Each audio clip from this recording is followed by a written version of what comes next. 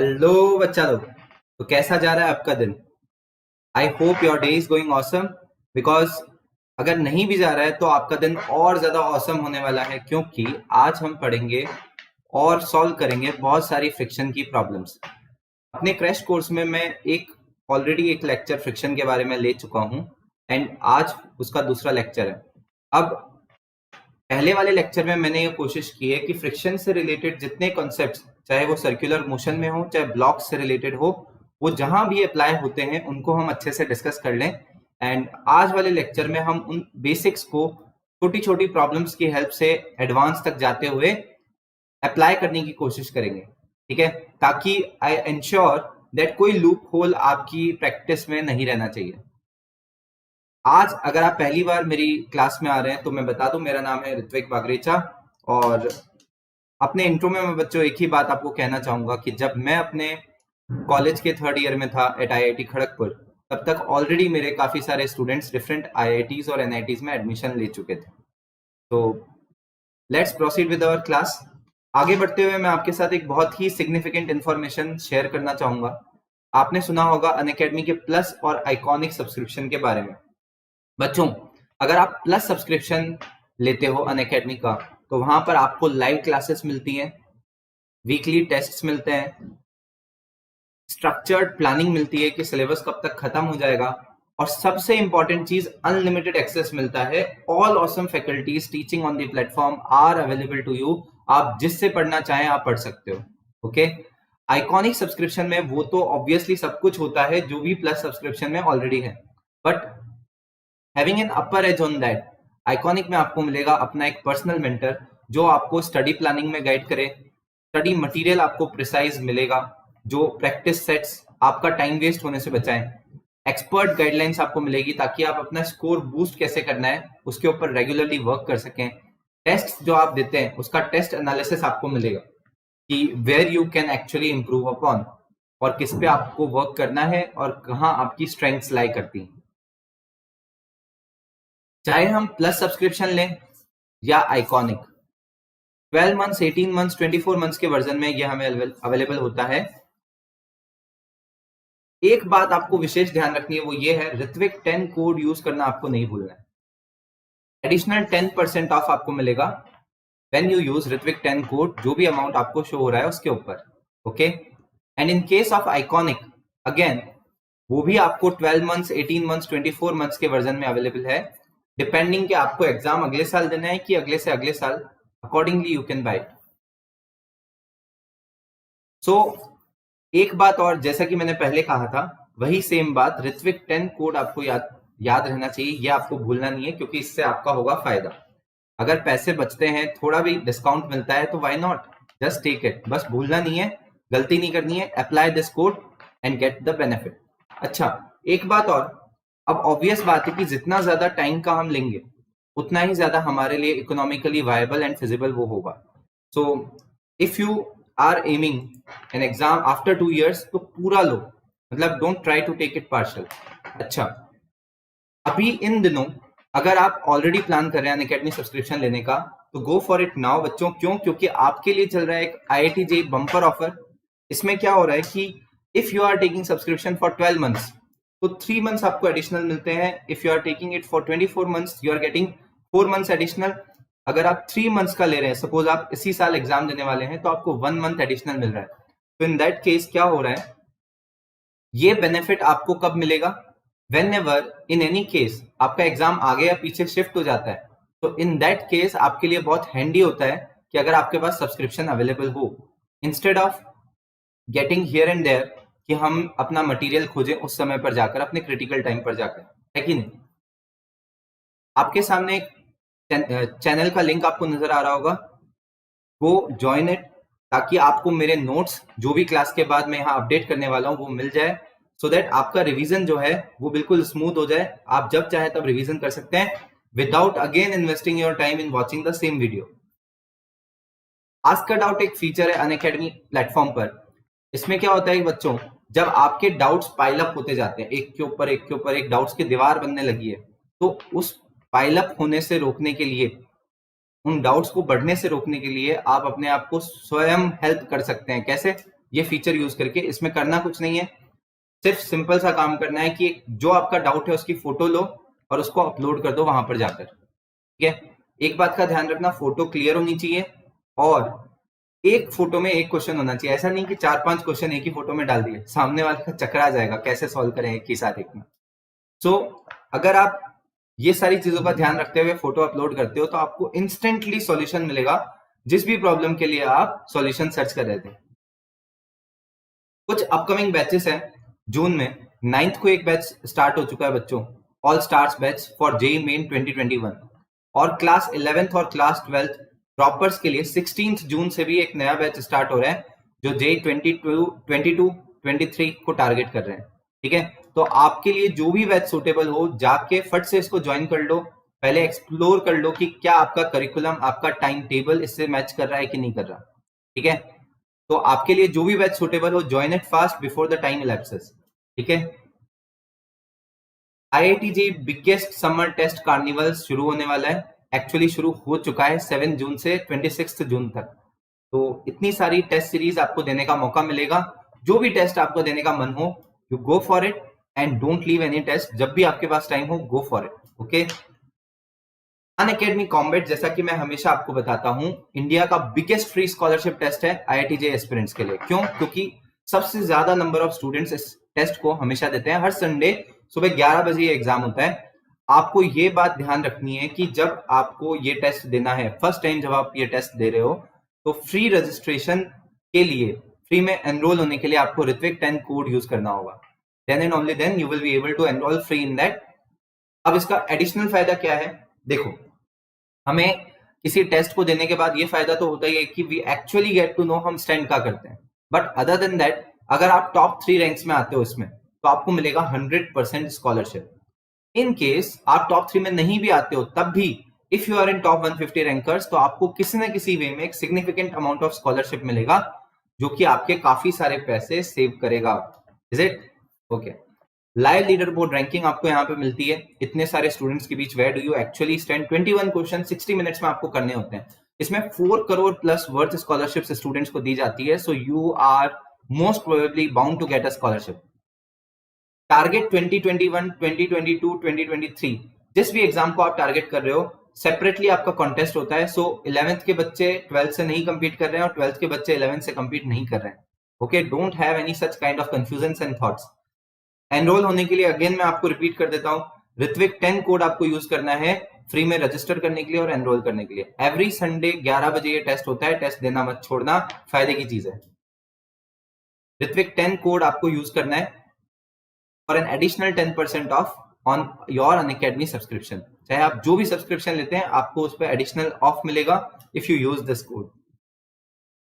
Unacademy platform पर आप मुझे फॉलो कर सकते हो और करना चाहिए, क्योंकि मेरी जितनी भी फ्री क्लासेस, स्पेशल क्लासेस होती हैं, उसके लिए आपको अगर सबसे पहले नोटिफिकेशन मिले तो आपकी क्लास मिस होने से बच जाएगी। So it is very essential, do follow me there. मेरा अपना बैच स्टार्ट हुआ है जून 2 से for those people who are targeting JEE 2022 अगले साल। तो अगर आपका क्लास 11th आपको लगता है कि बर्बाद हो गया है, वेस्ट हो गया है, मैंने इतनी अच्छे से पढ़ाई नहीं की, क्लास 12th में भी आप बहुत ज्यादा अच्छे से पढ़ाई नहीं कर पाए, in case you are a dropper, तो आपको बिल्कुल भी संकोच नहीं होना चाहिए, बिल्कुल भी इनसिक्योरिटी नहीं होनी चाहिए। You just go for this and join this batch. Okay, बाकी सारी टेंशन हमारी, आपको बस मेहनत करनी है, एफर्ट देना है। तो चलो बच्चों, आज की अपनी problem solving with respect to friction start करते हैं झट से। मैंने आपको 2 ब्लॉक प्रॉब्लम करवाई थी इन द पार्ट 1 फ्रिक्शन। अगर आपने अभी तक वो पार्ट 1 फ्रिक्शन ना देखा हो तो गो फॉर इट बच्चा एंड जॉइन इट ASAP। अच्छा, तो फ्रिक्शन के लिए मैं आपको पहली प्रॉब्लम देता हूं, वही 2 ब्लॉक से रिलेटेड। ओके, लेट से आपके पास 2 ब्लॉक्स हैं, एक तो ये और एक ये दोनों ब्लॉक धरती पे पड़े। ठीक है, यहां पर अगर ये जो ब्लॉक है इसका मास है 2 kg और ये जो ब्लॉक है इसका मास है 3 kg। ओके, सच दैट हमने यहां पर लगाया है एक फोर्स ओके, और यहाँ पर है μ1 इज इक्वल्स टू 0.2 और यहाँ पर है μ2 इज इक्वल्स टू 0.6। दोनों पर कुछ ना कुछ कोएफिशिएंट ऑफ फ्रिक्शन है, ठीक है। अब आपसे पूछा जा रहा है क्या, लेट्स से कि आपसे पूछा जा रहा है what is the maximum value of F so that both blocks move together।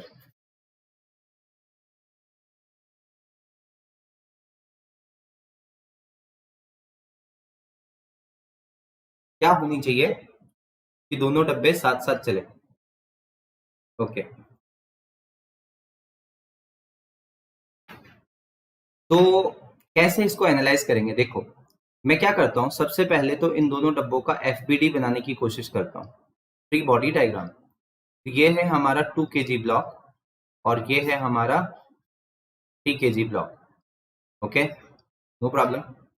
अब जो 2 kg ब्लॉक है इसके ऊपर फोर्स लगा हुआ है एफ, जो हम एक्चुअली निकालना चाहते हैं कि मैक्सिमम कितना लग सकता है। अब जो 2 kg ब्लॉक है वो 3 kg ब्लॉक के रेस्पेक्ट में राइट साइड में जाना चाहता है। क्या 3 kg ब्लॉक ऐसा चाहेगा, ऐसा होने देना चाहेगा? नहीं, नहीं होने देना चाहेगा, राइट। तो ये चाहेगा कि ये जो रिलेटिव मोशन है इन दोनों के बीच वो ना हो, और यहाँ पर पीछे की तरफ फ्रिक्शनल फोर्स लगाता है। अगर 3 kg ब्लॉक 2 kg ब्लॉक पे पीछे की तरफ फ्रिक्शनल फोर्स लगाता है तो उसका रिएक्शन उसको आगे की तरफ मिलना चाहिए। अगर उसका रिएक्शन उसको आगे की तरफ मिलता है तो एनीवेज धरती पे अपनी तरफ से फ्रिक्शन तो लगा ही रही है इस सिस्टम ऑफ ब्लॉक्स पे, है कि नहीं। सिस्टम ऑफ ब्लॉक्स पे धरती माता ऑलरेडी फ्रिक्शन लगा रही है पीछे की तरफ। कितना? ये है 2 kg, ये है 3 kg। अगर मैं यहाँ जानना चाहूं कि नॉर्मल रिएक्शन क्या होगा ओवरऑल पूरे पे, तो क्या मैं आराम से बोल सकता हूं कि यहाँ नॉर्मल रिएक्शन होगा 5g के बराबर, टोटल मास के बराबर, टोटल मास नहीं टोटल वेट के बराबर इन दोनों ब्लॉक्स के। अगर ऐसा होता है तो क्या हम आराम से बोल सकते हैं कि let's assume both blocks move together. मान लिया कि दोनों साथ साथ चलते हैं। अगर दोनों साथ साथ चलते हैं तो क्या हम बोल सकते हैं कि एक्सेलरेशन होना चाहिए capital F minus small f1 divided by total mass यानी कि 5। तो क्या हम बोल सकते हैं कि एक्सेलरेशन होना चाहिए f माइनस कितना, f minus small f1। Small f1 कितना होगा? म्यू इंटू म्यू यानी कि म्यू1 इंटू कितना, नॉर्मल रिएक्शन के बराबर जो कि है 5g के बराबर। तो मैं यहां लिख देता हूं 5g divided by 5। f minus 0.2 into 5 into 10 divided by 5। तो यहां से मुझे मिला f माइनस 10 डिवाइडेड बाय 5। ये है हमारी वो एक्सेलरेशन जब दोनों डब्बे साथ साथ चलते हैं, ठीक है। If this is our acceleration, मेरे पास दो डब्बों का एफबीडी था, ठीक है, एक तो 2 kg का और एक 3 kg का। मैं दोनों में से किसी को भी यूज करके F net is equals to m a apply कर देता हूँ। Is that clear? No problem. अगर मैं दोनों में से किसी को भी यूज करके ऐसा अप्लाई करता हूं तो मुझे क्या मिलेगा, देखो ध्यान देना। मुझे मिलेगा, देखो मैं फर्स्ट वाले डब्बे पे अप्लाई कर रहा हूं क्योंकि वहां कैपिटल एफ भी लगा हुआ है, तो मैं डायरेक्टली उसको रिलेट कर पाऊंगा जो भी मैं अप्लाई करना चाह रहा हूं उससे। तो मैं लिखूंगा F minus small f on this 2 kg block is equals to mass 2 into acceleration. But acceleration भी ऑलरेडी नो कितना होना चाहिए, हमें पता है कि एक्सेलरेशन है f माइनस 10 बाय 5। तो f माइनस 10 बाय 5 ये है हमारा एक्सेलरेशन। ओके, अब कैपिटल F ये हमें वैल्यू निकालनी है।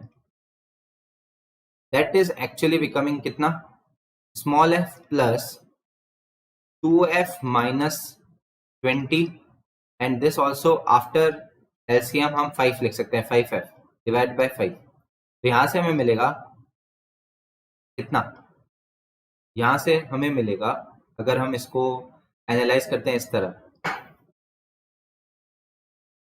5f okay 5f is equals to small f into 5 plus 2f minus 20, no problem.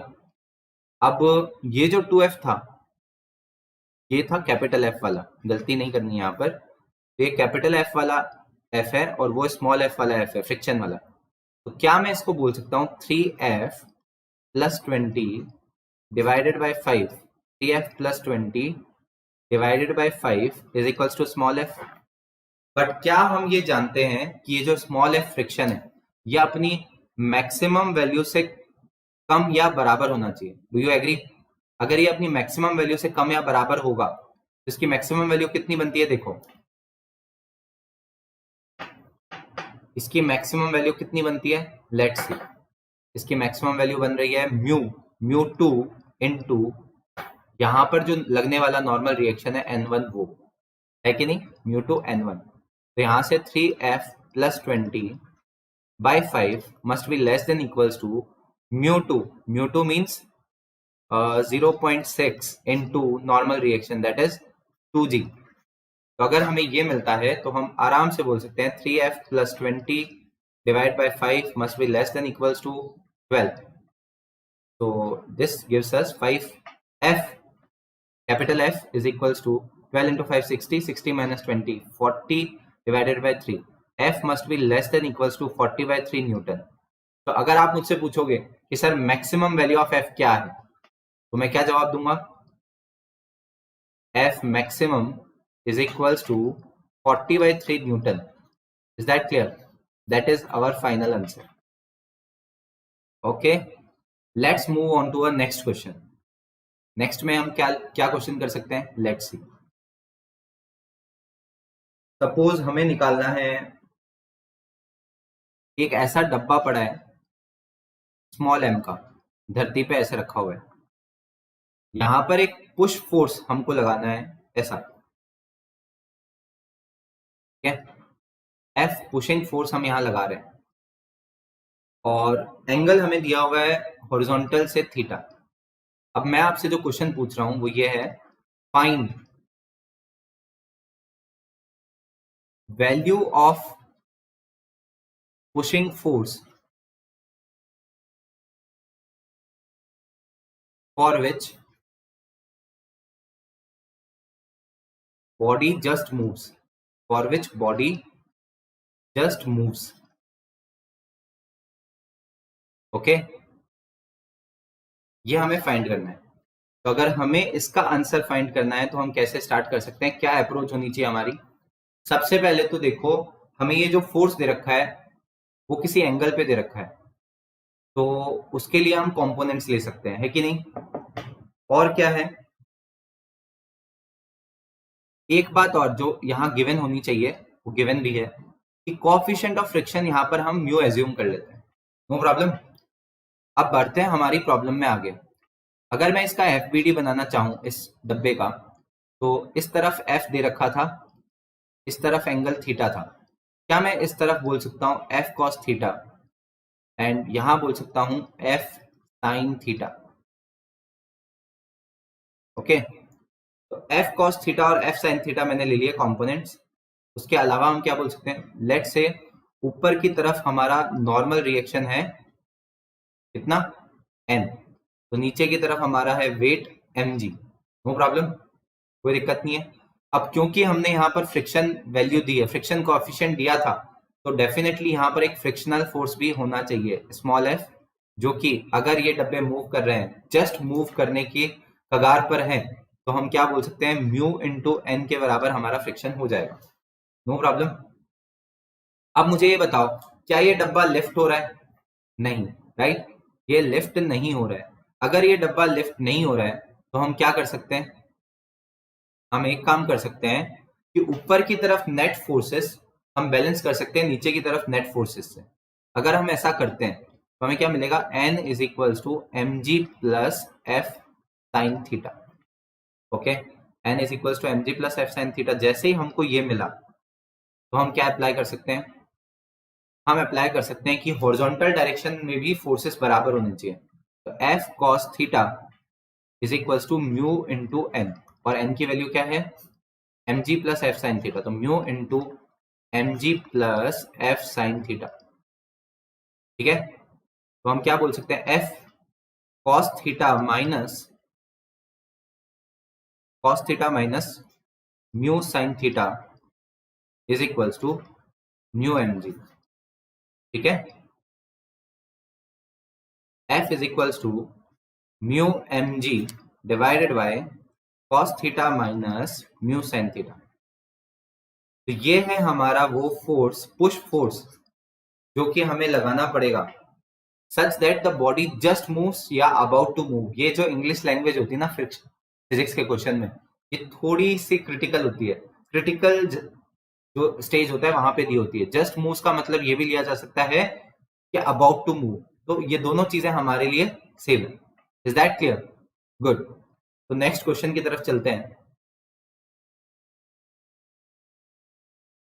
अब देखो, आपको दे रखा है एक ब्लॉक, लेट्स से ऐसा एक ब्लॉक दे रखा है आपको, 10 kg का ब्लॉक दे रखा है, नो प्रॉब्लम। इस 10 kg ब्लॉक पर आपको एक फोर्स लगा हुआ है F is equal to 4t। Time के साथ ये फोर्स चेंज होता है, ठीक है, ओके। जो कोएफिशिएंट ऑफ फ्रिक्शन है यहां पर वो है म्यू इज इक्वल टू 0.4 के बराबर।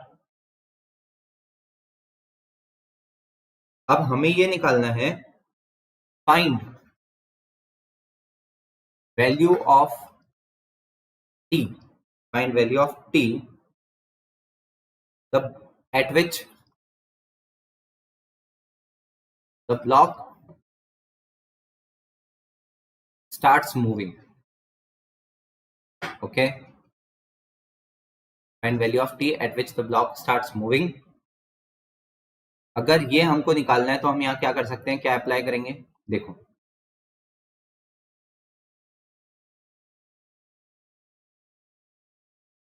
अगर हम इसकी बात करते हैं तो हम क्या बोल सकते हैं, क्योंकि यहाँ पर एक फोर्स लगा हुआ है ऑलरेडी, तो पीछे की तरफ फ्रिक्शन फोर्स आएगा जो इस डब्बे को रोकने की कोशिश करेगा, क्योंकि एक रफ सरफेस पे आगे बढ़ने की कोशिश कर रहा है, तो उनके बीच में रिलेटिव मोशन जो है वो फ्रिक्शन अपोज करेगा, राइट। तो अगर ऐसा है तो हम ये बोल सकते हैं, क्योंकि अभी डब्बा रेस्ट पे है, तो जब तक डब्बे के नेट फोर्स, डब्बे के ऊपर एप्लीकेबल नेट फोर्स बैलेंस नहीं हो जाते, तब तक कोई सिचुएशन नहीं है डब्बे के चलने की। तो फ्रिक्शन फोर्स को ओवरकम करने के बाद ही डब्बा चलेगा। Do you agree? तो इसका मतलब हम बोल सकते हैं F बराबर हो जाना चाहिए फ्रिक्शन फोर्स के। अगर ऐसा है तो 4t बराबर हो जाना चाहिए फ्रिक्शन फोर्स के, मतलब म्यू इंटू एन के बराबर। यहां पर अगर मैं नॉर्मल रिएक्शन लूं तो क्या नॉर्मल रिएक्शन 10g के बराबर आएगा? अगर ऐसा होता है तो हम आराम से बोल सकते हैं 4t is equal to mu into N. 4t is equal to 0.4 into 10g, ठीक है। तो अगर ऐसा आता है तो हम t इज इक्वल टू क्या टाइम बताएंगे, 40 divided by 4, that is t is equal to 10 seconds. ये टाइम होगा जब एक्चुअली डब्बा चलने लगे। Do you agree? क्या ये 10 सेकेंड आ रहा है? ओके,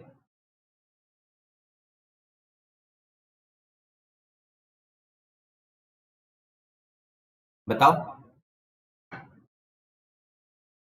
देखो यार, 4t ये हमें फोर्स दे रखा था, is equals to mu that is 0.4 into N that is 10g। तो हम ये बोल सकते हैं 4 और 4 बराबर ये 10। तो 10 सेकेंड्स पे ऐसा होगा जब ये दोनों फोर्सेस बराबर हो गए हैं, बैलेंस हो गए हैं, and that is the time when the block starts moving. Okay, no problem, good. तो इसके लिए हम क्या बोल सकते हैं,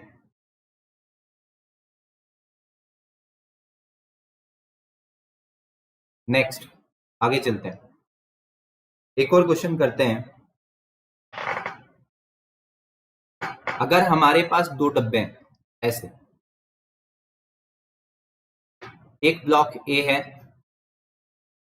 और एक ब्लॉक बी है, ठीक है। यहां ये जो ब्लॉक्स हैं ये कांस्टेंट वेलोसिटी से 10 मीटर पर सेकेंड से राइट डायरेक्शन में चल रहे हैं, constant velocity.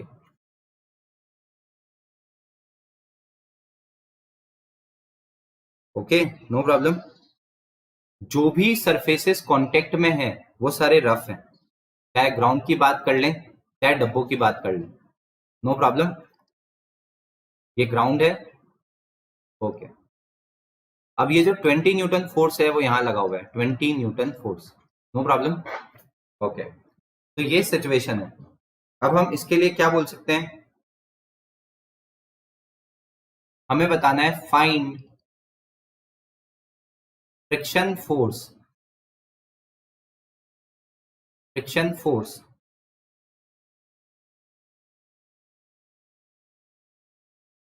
applied by B on A, find friction force applied by B on A, ये हमको बताना है।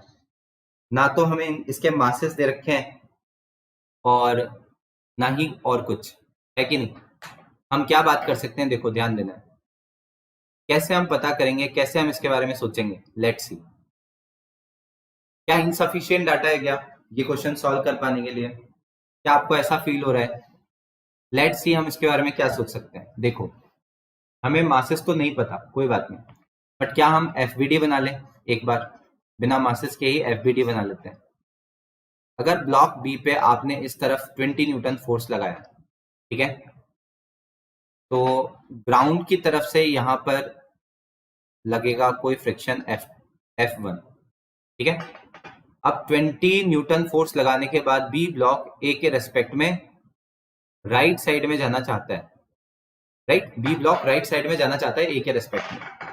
तो क्या बी ब्लॉक पे पीछे की तरफ फ्रिक्शन लगाएगा A block,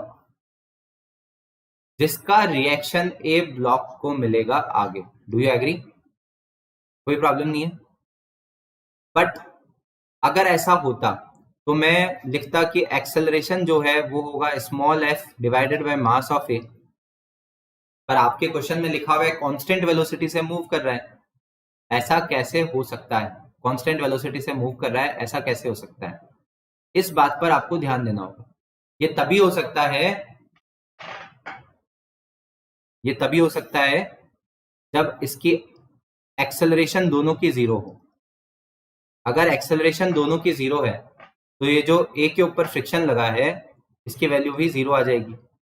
do you agree? क्योंकि हमने इक्वेशन लिखी, एक्सेलरेशन हमारी जीरो है, दोनों कांस्टेंट वेलोसिटी से मूव कर रहे थे, इसका मतलब friction force applied by be on A actually become zero, क्योंकि वही एकमात्र फोर्स था जो ब्लॉक ए पे लग रहा था। Is that clear? तो ये हमारा आंसर हो जाएगा। ओके तो बच्चों आज की क्लास के लिए इतना ही। आगे आने वाली क्लासेस में हम और भी टॉपिक्स पर अपने क्रैश कोर्स में बात करेंगे इतनी डिटेल में कि आपके जो कॉन्सेप्ट्स हैं उसमें कोई लूप होल ना रहे और ज्यादा से ज्यादा प्रैक्टिस हम साथ में कर सकें। All the best, bye bye, enjoy your day.